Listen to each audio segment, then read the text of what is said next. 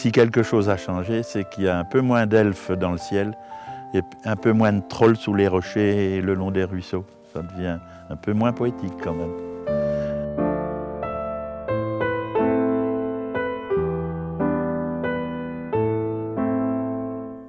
Les Hautes-Chaumes du Forez s'étalent sur 9000 hectares entre 1400 et 1634 mètres d'altitude.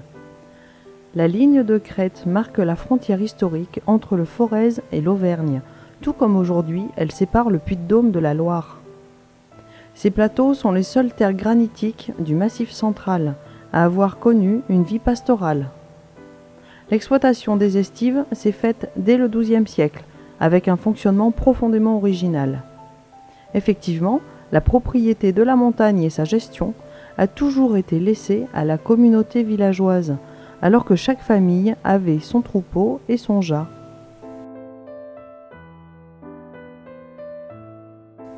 C'est la seule estive de femmes en France. Avec les enfants, les femmes s'occupaient du troupeau, produisaient la fourme d'Ambert ou de Montbrison, selon le versant, montaient des chapelets et cueillaient des plantes médicinales. Les hommes montaient régulièrement en jasserie, mais vivaient au village en bas où ils s'occupaient des fenaisons et des moissons. Les témoignages des femmes relatent une vie de labeur, accompagnée de fierté d'avoir été responsables de leur travail et de leur espace de vie. Elles expriment le sentiment d'avoir ainsi obtenu une certaine liberté sociale. En 1926, environ 2500 personnes, 6000 vaches et 5000 moutons vivaient à la montagne de mai à octobre. Dès 1950, les très nombreux troupeaux de vaches ferrandaises et leurs gardiennes ont délaissé ces lieux. Bien que l'estive et la production de fourme soient encore pratiquées aujourd'hui, les vaches de race Abondance, Charolaise ou Salers sont dans des parcs, tout comme les moutons sur le versant Loire. Côté Puy-de-Dôme, les éleveurs de la coopérative d'estive des Monts du Forez ont préféré confier leurs bêtes à un berger. Ainsi, depuis 40 ans, les moutons sont sous le regard attentif de Charles Forestier. Il nous raconte son métier de berger, son lien avec ses moutons, ses chiens, son regard sur la nature et son attachement à la montagne.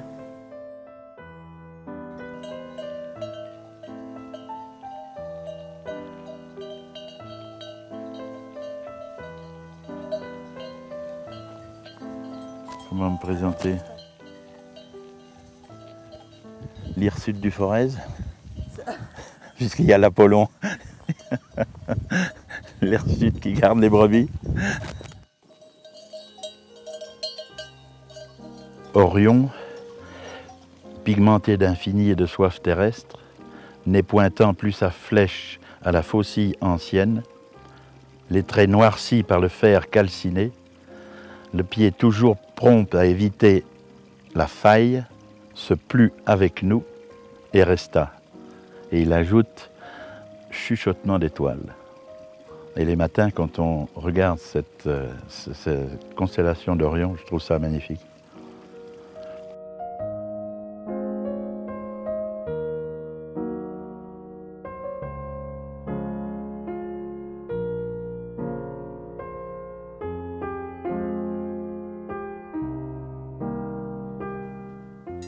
Quand j'ai commencé, j'avais 950 brebis.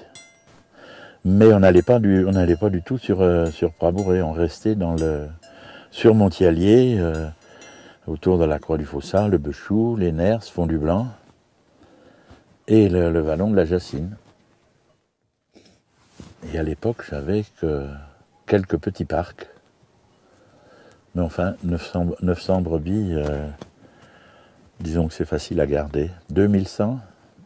Multiplie par 2 la surface, mais la montagne, il faudrait qu'elle s'étende un peu plus, parce que c'est quand même 2000 brebis, à faire bouger, c'est pas facile. C'est-à-dire que ça s'éparpille beaucoup plus.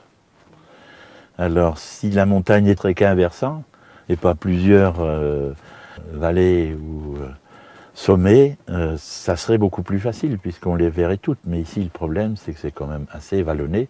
Donc 2000 brebis, on ne voit jamais 2000 brebis quand on regarde sur Montialier ou vers le Bechou ou dans Fond-du-Blanc. On n'en voit qu'une partie. Mais la personne avec qui je travaillais m'a énormément appris sur le comportement bien spécifique des brebis. Et comme ici, il n'y avait pas de tradition de grands troupeaux, je l'ai appris ailleurs, je l'ai retransposé ici, et tout ça a été valable. Comme maintenant, j'essaye d'apprendre à Olivier, voilà, un grand troupeau, ça se manipule d'une certaine façon. C'est pas du tout 20 brebis ou 30 ou 100 ou 200 dans une bergerie. Oui, on m'a transmis, j'essaye de transmettre, mais les brebis sont les brebis, c'est les mêmes à travers tous les temps. Hein. Et le comportement sera toujours le même. Moi, quand je suis arrivé ici, il y avait pratiquement pas eu de brebis dans cette montagne, et il a fallu que je découvre le sens où ces brebis voulaient bien aller. Pas contre le vent, pas en pleine pente, pas. Et puis finalement, en 5 ou 6 ans, les brebis se sont fait un circuit finalement. Et maintenant, si j'arrive le 10 juin, je les laisse dans un pré au Chancer, et je faire manger ce petit pré, j'ouvre la porte, je rentre à la Jacine. Le soir, à la tombée de la nuit, les brebis, généralement, si j'ai mis du sel dans le parc de couchage de l'année d'avant, les brebis rentrent dans le parc de couchage de l'année d'avant. Tout est enregistré. Et donc là, naturellement, quelqu'un qui viendrait et qui dirait « Non, ben, je ne vais pas faire comme ça », mais il aura du mal. Il faut les laisser au maximum s'étendre et puis faire leur circuit. En faisant leur circuit, elles vont trouver à manger. Naturellement, il y a toujours quelques retors qui vont faire le contraire. Celles-là, on les repère. Et puis j'ai un parc derrière la Jacine qui va très bien pour ces genres de bestiaux. Voilà. En 15 jours, j'ai repéré les têtes fortes, parce qu'il y en a, qui passent sous les clôtures, sous les portes, qui sautent, qui vont... non, moi j'irai pas ici, mais je vais aller dans le bois manger cette petite herbe, là, la canche, qui est très bonne. D'abord je vais manger ça, puis après on verra. Non, allez, tout dans les parcs, et puis tout se règle. Les agnelles, c'est un peu compliqué au début, parce qu'elles ont été généralement... elles n'ont jamais été gardées, elles sont dans des parcs. Alors là, ça pose un peu de problème. C'est un peu la galopade. Et elle loupe un peu les portes. Ça s'en va à droite à gauche, c'est loupé. Généralement, avec de la patience, au bout de 8 jours, c'est réglé. Et les béliers, de temps en temps, il y en a qui restent sur le carreau. Parce que 40 béliers, bon, il faut essayer de mettre pas trop bagarreurs, mais cette année, j'ai perdu 2 béliers. Je ne sais pas où ils sont. Alors, comme il a fait très mauvais au mois de juillet, j'ai gardé les après-midi, je sortais quand même, malgré le brouillard. Est-ce que 2 béliers sont restés avec une brebis au bord d'un bois? Je ne sais pas. Ou alors, ils se sont cassés la tête tous les deux. Et je vais retrouver le squelette, ou je ne vais pas retrouver, mais c'est possible que tous les deux restent. Mais ça, je ne l'ai pas vu. Et je ne sais pas où ils sont. J'ai jamais eu 1%. Cette année, il y a 4 brebis qui sont mortes. Non, les troupeaux qui viennent ici, c'est des troupeaux qui... c'est suivis. Comme c'est toujours les mêmes éleveurs depuis très longtemps, ils savent qu'il faut faire un tri avant de monter les bêtes. Et il n'y a pas de problème. J'ai pas le problème de parasites, tout est en ordre. Au début, quand j'ai commencé, il y avait quelques éleveurs à la retraite qui montaient quelques brebis. J'appelais ça des vieilles anglaises. Elles étaient vieilles. Elles étaient de Saint-Germain-l'Herbe ou du Vernet-la-Varenne. Mais elle ne passait pas la saison parce que le petit vieux ne voulait pas le voir mourir chez lui, donc il l'est monté là. Et c'était un peu rude à la fin parce que les brebis perdent leurs dents avec l'âge. Et dans la bruyère, et maigrissaient un peu trop fort, quoi. Mais bon, il n'y avait pas d'enjeu économique là-dedans, quoi. Plutôt que de les voir galérer chez lui et de les emmener à la montagne, et l'oublier, puis voilà. Il y a des brebis qui vont devant. Alors, moi j'appelle ça les gourmandes. Il faut bien donner une explication. Je ne sais pas si elles sont gourmandes ou si elles veulent marcher, on ne sait pas. Donc, et il y a celles qui marchent, oui, il y a celles qui marchent, mais il y a quand même des brebis qui sont de tête. Pourquoi? Parce que, sans doute que en plaine, quand le propriétaire veut les changer de parc, il prend son seau et elle a l'habitude de manger dans le seau, donc elle est devant et elle reste devant, elle ne sait plus pourquoi, il n'y a plus de seau, mais bon. Alors je lui mets une cloche et puis je sais que, voilà. Mais autrement, le troupeau, au bout de quelques jours, est complètement mélangé. Complètement mélangé. Et quelques-unes qui sont, ben oui, toujours derrière et qui passeront toujours les dernières. Grosso modo. Par contre, un troupeau de vaches, elle peut rester et se mélanger à certaines heures de la journée et se séparer. Je vois dans Pradoux, quand je garde sur Montialier, je vois le troupeau de Pradoux, j'avais 40 vaches pendant une quinzaine d'années. Eh bien, les laitières et les vaches à viande, hein, à certains moments et certaines heures, c'était complètement séparé. Hein. Mais la brebis, non, ça se mixe, ça se mélange. Et s'il n'y a pas la tradition des Alpes avec les menons, avec les flocas, et non, il n'y a pas ça. Donc, non, il faudrait, pour avoir une brebis qui suive bien, bon, ben, c'est un travail, il faut choisir une agnelle ou un mâle castré, et puis lui donner à manger, et continuer à lui donner à manger, et puis vous sortez de votre poche quelque chose, quelques petits grains, il va suivre, mais ici, bon, ça se fait pas. Ça serait bien utile, mais moi je ne l'ai jamais fait. Parce que je sais pas, j'ai mené ce troupeau, ça ne m'a jamais posé de problème. Pour les rassembler, les passer au pédiluve et tout ça, j'ai jamais eu de problème. J'ai toujours fait ça dans le calme et ça s'est toujours bien passé. J'ai pas eu l'utilité d'avoir une bête qui me suive toujours.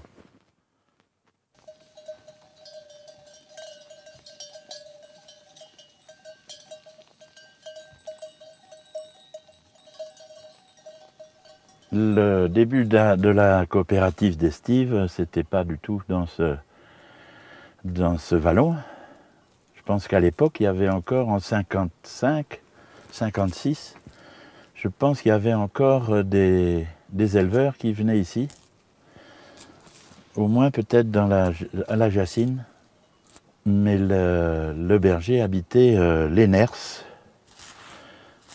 Le buron des Ners appartenait à la famille Combes, des mères de Job, et avec le collège agricole, ils ont inventé cette structure. Lui a laissé son bureau des Ners à la disponibilité à l'époque c'était même pas coopérative, c'était un syndicat, et ça avait été mis en place par les gens du collège agricole d'Ambert, avec quelques agriculteurs d'Ambert et d'Arlan, qui montaient 250 brebis. Ils montaient du puits à pied, ils montaient aux Ners. Et petit à petit, le troupeau s'est agrandi. En 1970, c'était Pierre Tarteau qui gardait aux Ners et de plus en plus dans le vallon de la Jacine. Et quand je suis arrivé en 72 avec lui, il a passé un mois avec moi pour me montrer un peu ce que c'était que la montagne. Et en 72, c'est là, cette année-là, où la coopérative d'Estive avait acheté les terrains, le vallon de la Jacine, à plusieurs propriétaires de Job, ce qui a empêché une plantation, style plantation des Halles basses ou certaines plantations en dessous de Pégrolles. Et le vallon, les agriculteurs ont demandé la préemption de la SAFER et bon, on l'a obtenu. Et ont réparé le buron de la Jacine, qui a été aménagé sommairement, mais j'ai vécu pratiquement 30 ans. Et puis il y a un peu plus de 10 ans, on a mis le confort moderne, eau froide, eau chaude, eau mitigée.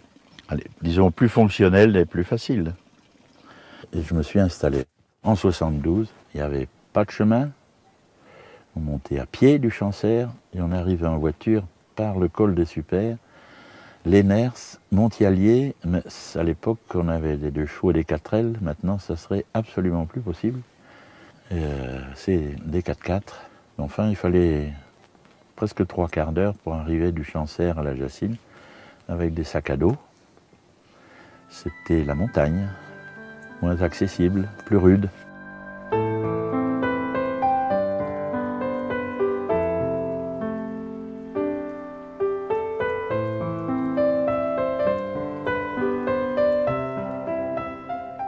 Il y a des bergers qui disent qu'il ne faut pas caresser les chiens, il faut rester bien en dehors de tout ça. Moi, j'ai toujours fait exactement l'inverse. Et finalement, j'ai eu des chiens qui ont pas mal travaillé, des bons, des mauvais. Et quand on a des bonnes origines, des chiens dont les parents ou grands-parents travaillent, on est déjà un peu assuré d'avoir une bonne souche. Et puis les petits chiots, eh bien, par atavisme, quand ils commencent à courir, ils font le tour du troupeau avec les aînés. Et c'est là où il faut leur apprendre à s'arrêter, impérativement au stop, et puis à se coucher. Ça commence à être un peu difficile parce qu'ils sont fougueux. Et puis ensuite, quand tout ça est en ordre et qu'ils reviennent au pied, eh bien, on apprend droite et gauche. Et puis après, il y a les très bons, les moyens, et puis les carrément médiocres. Alors entre un très bon qui invente des astuces et qui s'amuse avec les brebis, parce que je pense qu'à un moment donné, les très bons chiens, c'est un jeu. Et puis dans les médiocres ou les pas très bons, eh bien c'est une galère, et puis voilà, ça se passe pas bien.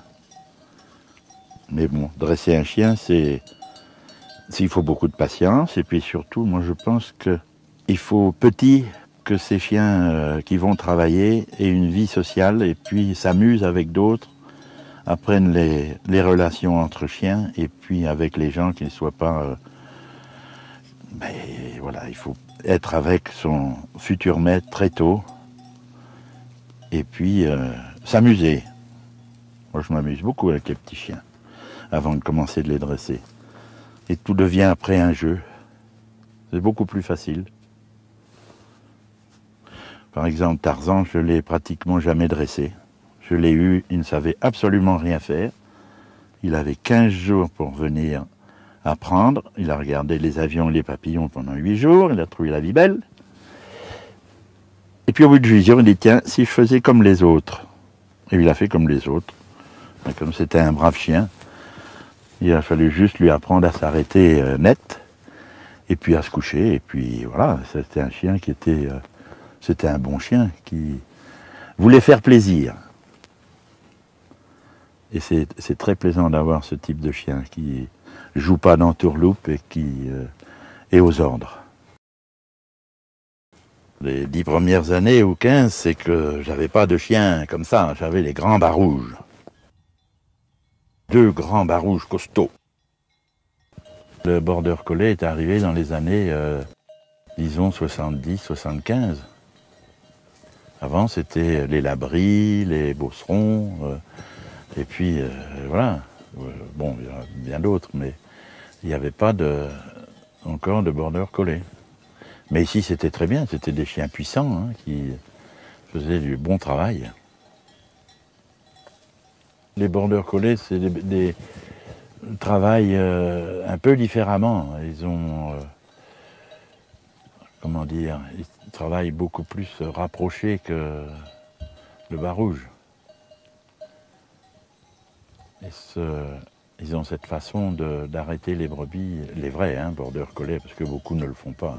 Ils n'ont pas ce mental là, de se mettre comme le chat qui attend la souris. quand ils s'aplatissent devant les brebis, en claquant des dents. Ouh là là, ça c'est tout à fait spécial. Oh, oui, j'ai eu des excellents chiens bas rouges et j'aimais bien ces grandes bêtes. J'aimais bien. Oui, oui. Mais ceux-là sont gentils et courageux. Voilà.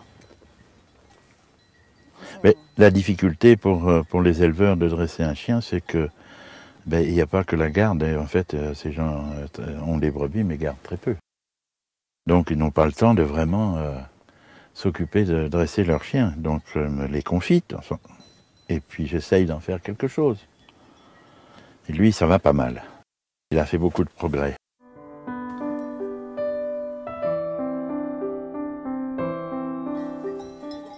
Ouais, comme c'est mes derniers jours de garde, disons mon dernier petit mois de garde avec ces chiens-là, je suis beaucoup plus tolérant. Je laisse filer. Et les chiens en profitent. Tarzan, Bouli, allez viens. Tarzan, viens. C'est pas vraiment convaincu, hein. Ah non, non, non. Il fait chaud. J'ai pas la voix suffisamment persuasive là. Bouli, viens au pied. Mais ils sont un peu chameaux parce que si je parle avec quelqu'un ou si le téléphone sonne et que je dois répondre, eh bien ils en profitent pour faire leurs petites affaires, hein. On n'est pas là pour pousser les brebis, on est là pour les faire manger, les faire paître.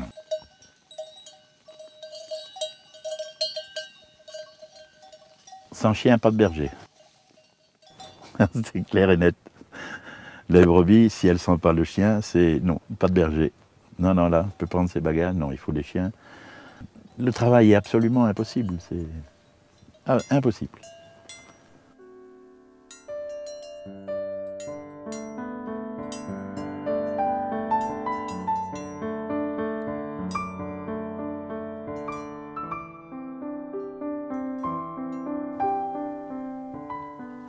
Les habitants de la montagne, je sais pas, il faut partir à quelle altitude on commence la montagne? Mais il y a une chose dont je suis maintenant, à un certain moment d'ailleurs, persuadé, c'est que quand la montagne était exploitée, qu'il y avait combien? 800 environ en exploitation sur le Forez, côté Loire et partout. Je suis sûr que ces gens qui ont travaillé là, eh bien, ils ont une vie rude, quelque chose mais on ne peut pas imaginer le travail fourni et la galère qu'ils étaient affrontés. J'ai connu dont la famille Épice, hein, qui pouvait me parler, parce que en 84, combien ils avaient 80 ans. J'ai connu la Maria Lebon, qui montait encore à 75 ans ou 70 à la Richard, et qui était quasiment, oui, elle est montée, la première année de sa vie, elle est montée à la Richard. Et quand elle me racontait que petite, elle gardait les vaches et qu'on voyait à peine son chapeau dépasser dans les ornières que faisaient les vaches, et descendre à Job et remonter du pain par le passé donc de Paya au four, et puis le col du Chancer, et puis Prédaval, et puis la montée de Prédaval à la Richard, tout ça à pied. Ces gens-là en ont bavé, comme c'est pas possible. Sans avoir le choix, c'était leur vie. Et je comprends très bien qu'à un moment donné, tout ça a été abandonné. C'était trop dur. Et sans perspective.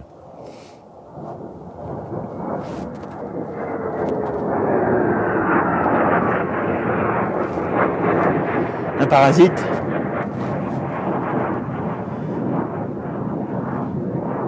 Voilà.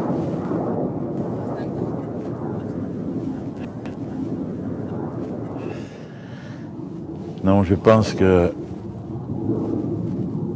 j'ai jamais eu l'explication. Quelque chose qui m'a interpellé pendant longtemps, parce que vivre à la Jacine, donc j'ai retrouvé des conditions où ces gens-là, avant moi, vivaient. Avec un garde-manger pour garder le fromage, pour garder la viande et des choses comme ça. Donc tout ça est limité.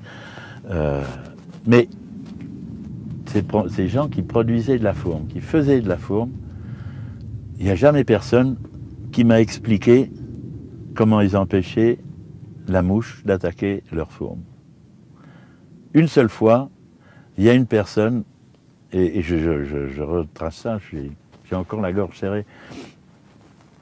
Cette personne a versé des larmes et elle m'a dit comme ça, mon petit, tu ne peux pas savoir et tu ne sauras jamais.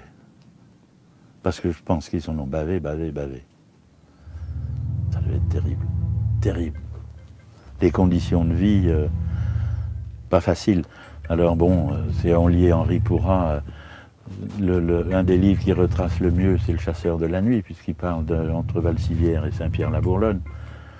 Il y a des choses justes. Il parle de la femme qui vit à la Jacine, mais comme il y avait 2 burons, parce que c'est là où j'habite tout le précédent, qui mettait des mottes de terre devant sa porte quand il y avait vent du sud, parce que c'était invivable, que l'air rentrait. Et tout.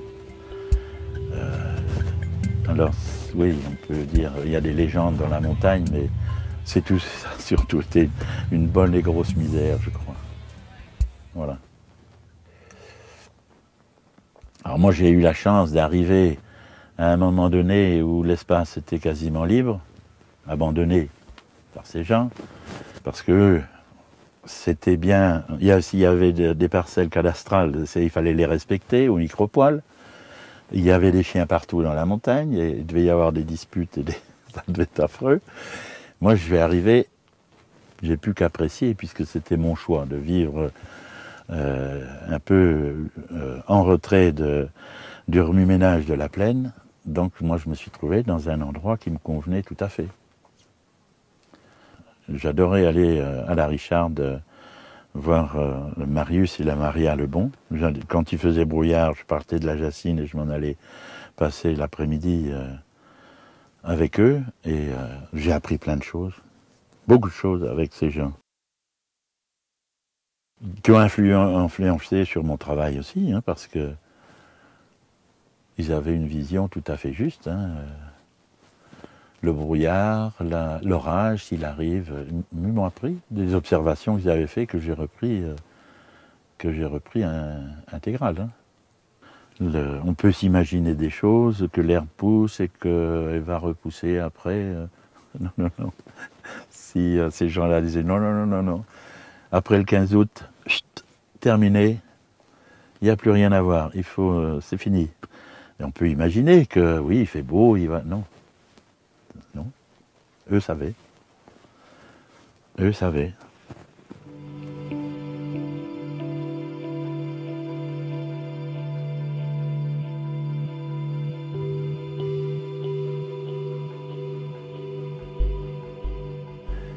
Quand je suis arrivé ici en 1972, et que je regarde maintenant et je me dis, tiens, qu'est-ce qui a changé? Ben en fait,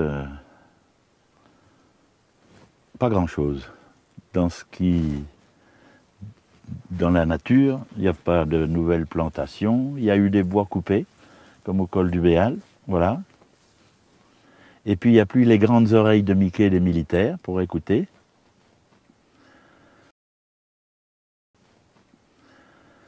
Et puis la bergerie de M. Veillon qui a été construite, mais le reste, je crois que rien n'a bougé. Dans le vallon de la Jacine, pas grand-chose. Une jasserie qui s'est écroulée malheureusement. De la bruyère qui a disparu, puisqu'il y a quelques parcs qui ont été faits, mais ça n'a pas été quelque chose de violent, hein, de la fauche ou du girobrouillage. Ça a plutôt été des terrains gagnés en faisant ce qu'ont toujours fait les bergers, c'est-à-dire en parquant les brebis la nuit dans des petits enclos pour fumer le terrain.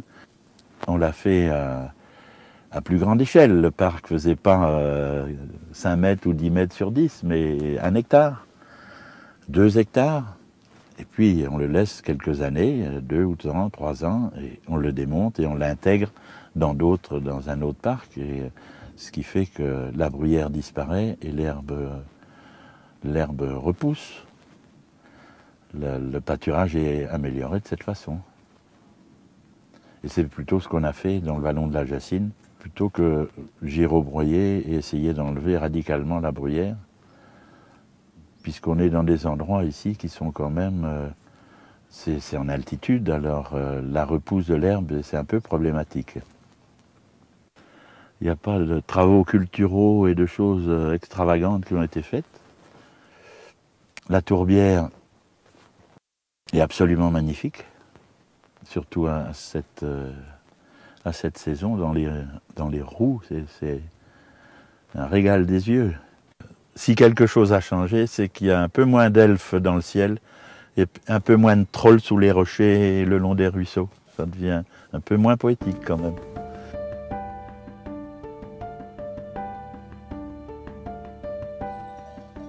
C'est une chance inouïe d'avoir ces 8 jours de beau de mois de septembre, de fin septembre, début octobre. Et on sent le troupeau tout à fait calme. Pour moi, c'est la cerise sur le gâteau, la dernière semaine de garde avec le grand beau temps. On vient d'en redescendre encore quelques-unes avant de descendre définitivement au boucher.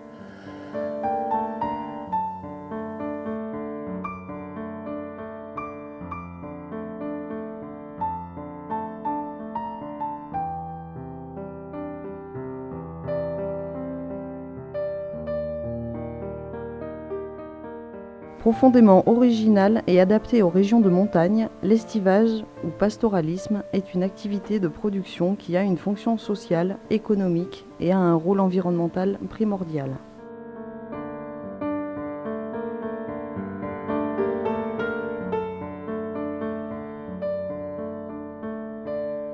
Les pratiques des bergers ou pasteurs permettent de conserver et d'entretenir des paysages ouverts.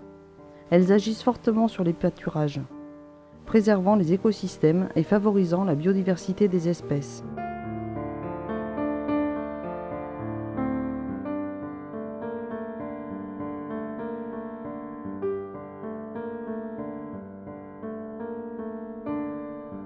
Le pastoralisme, tout comme les Hautes-Chaumes du Forez, n'existe que par ce rapport étroit et respectueux établi entre les hommes, la terre et les troupeaux.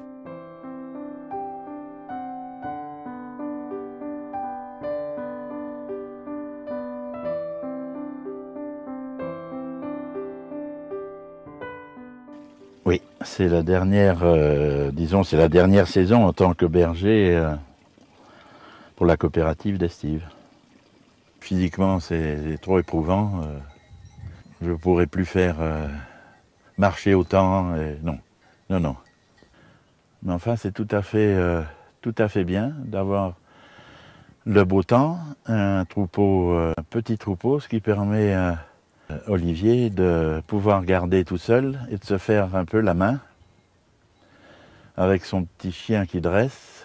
Et l'année prochaine, avec quelqu'un d'autre, ils prendront en main le grand troupeau. Mais enfin, c'est bien parce que depuis quelques jours, il garde pratiquement seul. Il réussit ce qu'il veut faire, à emmener le troupeau là où il a envie. Et voilà, c'est valorisant pour lui. Et puis en même temps, de plus en plus, je pense que le soir, il me raconte un peu sa journée et il trouve cette montagne absolument magnifique parce qu'en fait, il y a une vue à 360 degrés entre au sud le Mézenc et peut-être les Gouales et à l'est les Alpes avec le Mont Blanc, l'Oisans. voir le Puy-de-Dôme et le Sancy, donc c'est absolument fantastique d'avoir une vue comme ça en permanence. Parce que l'important dans ce lieu, c'est de l'apprécier et de l'aimer. C'est une des conditions qui fera que les gens puissent rester ici. Bon, le travail, il faut aimer travailler donc sur un troupeau de brebis, savoir les soigner, savoir les manipuler, mais c'est surtout le fait d'être en communication avec le lieu où on est. Je conçois très bien que Montialier, pour certains, dans le brouillard et dans le froid, ça va être absolument insupportable. Une tombe, alors que moi j'ai sillonné ça depuis 40 ans, par tout temps. Et même dans le brouillard, je prenais plaisir, à la limite, à me perdre, puisque j'avais plus de repères du tout. Quand le brouillard est vraiment épais, on peut se dire je connais tel arbre ou tel endroit, mais on n'arrive jamais pile poil où on dit tiens, je vais arriver là. Non, on se trompe de 100 mètres, 200 mètres. Et on redécouvre d'autres choses qu'on n'a pas l'habitude de voir quand on regarde au loin. Dans le brouillard, on regarde devant soi. Et là, on redécouvre une plante ou une petite source qu'on n'avait pas vue, quelque chose. Et en étant vraiment attentionné, on arrive à avoir une accumulation de renseignements sur cette montagne faramineux. Connaissant les gens, je pense que ça se passera bien. C'est leur volonté de venir dans cette montagne précise, donc en connaissance de cause. Et je pense qu'ils ne seront pas déçus. La montagne leur rendra plein de choses intéressantes. Ben, c'est ce qui s'est passé pour moi. J'ai trouvé la vie ici intéressante et très souvent chargée d'émotions et de sentiments très forts. Puisque finalement on est au contact direct et il faut faire avec. Le prendre en pleine poire quand ça va mal et puis d'avoir un plaisir, comment dire, un grand plaisir comme là, à ce moment, la tourbière toute rousse, les couleurs du soir, Orion le matin, tout est là. Tout est là.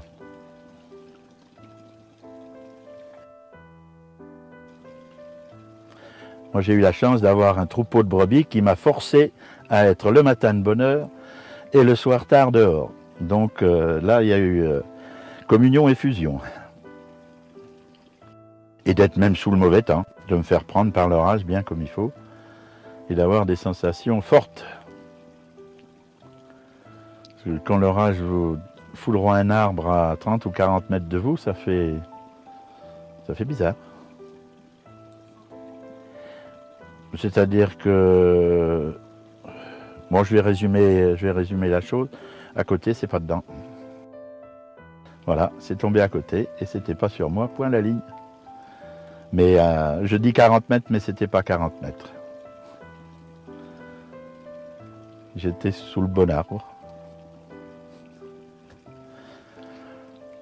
Mais oui, c'est à partir de ce moment-là où j'ai pris conscience que c'était quand même dangereux l'orage. Mais avant, j'étais totalement inconscient. J'avais pas... Mais ce jour-là, oulala, un grand crack. Mais c'est aussi, quand je suis à la Jacine, un bon orage avec de la grêle, le seul moment où je m'autorise un whisky avec On the Rocks. Avec un petit peu de grêle dans le verre. Et il faut profiter de chaque moment pleinement et Voilà.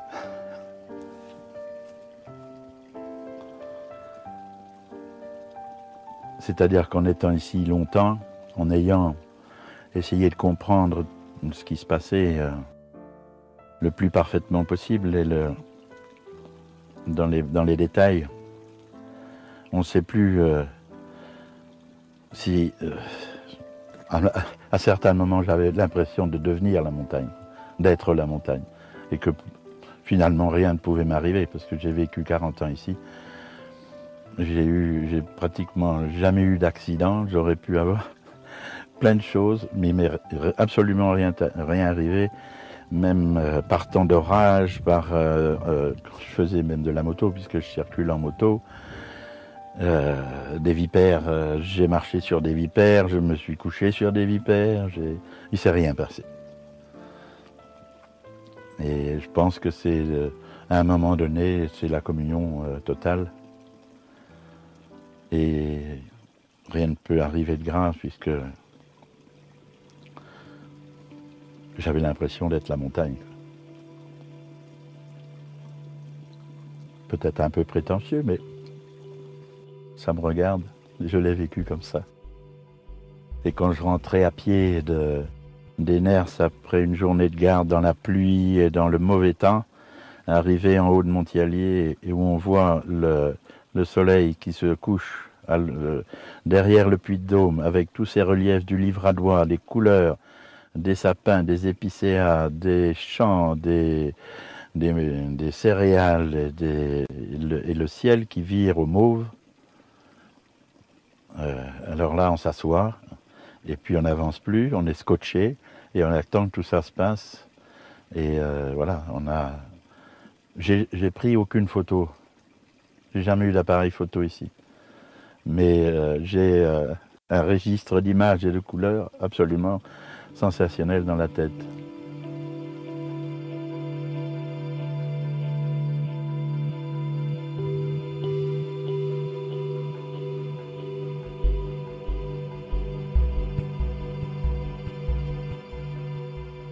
Mais pendant l'hiver, la Jacine est fermée à clé, fermée par la neige.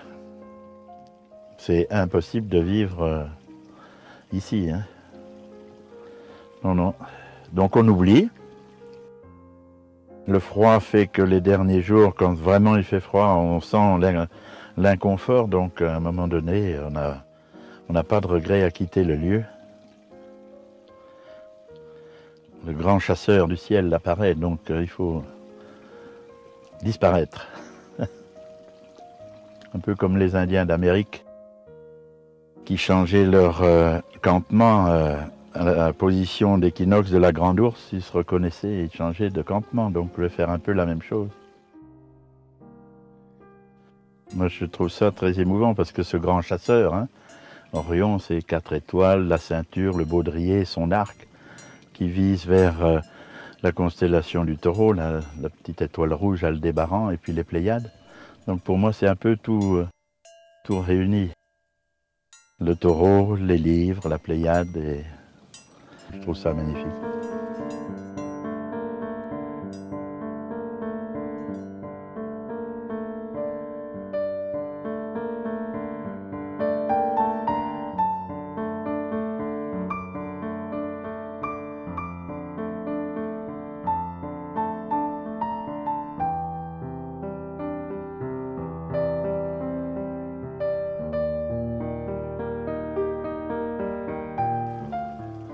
Et ça veut dire aussi que la campagne est finie.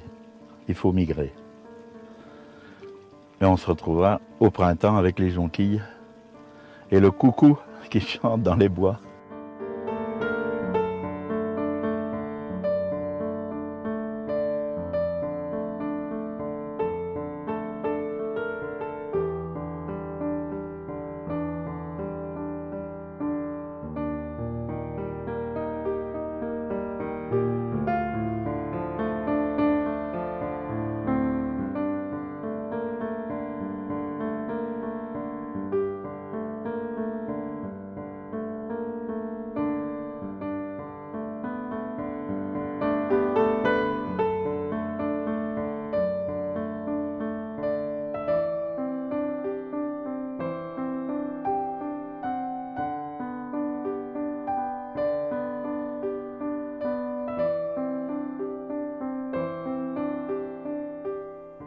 J'aime bien un poème de René Char, alors c'est Orion, pigmenté d'infini et de soif terrestre, n'est pointant plus sa flèche à la faucille ancienne, les traits noircis par le fer calciné, le pied toujours prompt à éviter la faille, se plut avec nous et resta. Et il ajoute chuchotement d'étoiles.